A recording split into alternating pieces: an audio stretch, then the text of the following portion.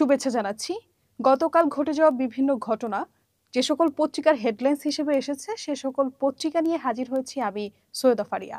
শুরুতেই আমার হাতে আছে মানবকণ্ঠ।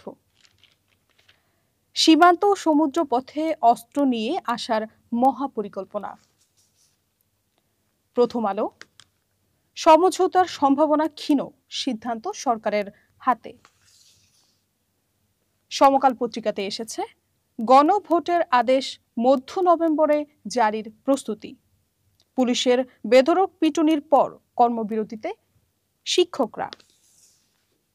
দৈনিক কালবেলা, চাকরি আইনের সঙ্গে সাংঘর্ষিক হবে আইজিপি নিয়োগ। দৈনিক জনকণ্ঠ, নির্বাচন ঘিরে আর্থিক খাতে অস্থিতিশীলতার শঙ্কা, চালু হলো কমলাপুরের টিটিপাড়া আন্ডারপাস। কালের কণ্ঠ, জনমনে উদ্বেগ, আলোচনা, গুঞ্জন, কারো দলীয় স্বার্থ বাস্তবায়ন নয়, নির্বাচন করাই সরকারের কাজ। দৈনিক ইত্তেফাক, প্রধান উপদেষ্টার দিকে তাকিয়ে দলগুলো, প্রাথমিক শিক্ষকদের কর্মবিরতির ডাক। যুগান্তর, প্রধান উপদেষ্টা ডাকলে বৈঠকে রাজি 3 দল, বল এখন সরকারের কোর্টে।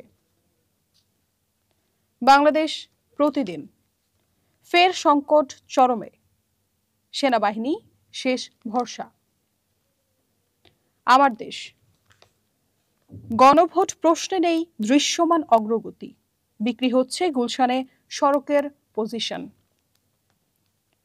নয়া দিগন্ত, গণভোট নিয়ে কমেনি দূরত্ব, নেতানিয়াহুর বিরুদ্ধে গ্রেফতারি পরোয়ানা জারি তুরস্কের।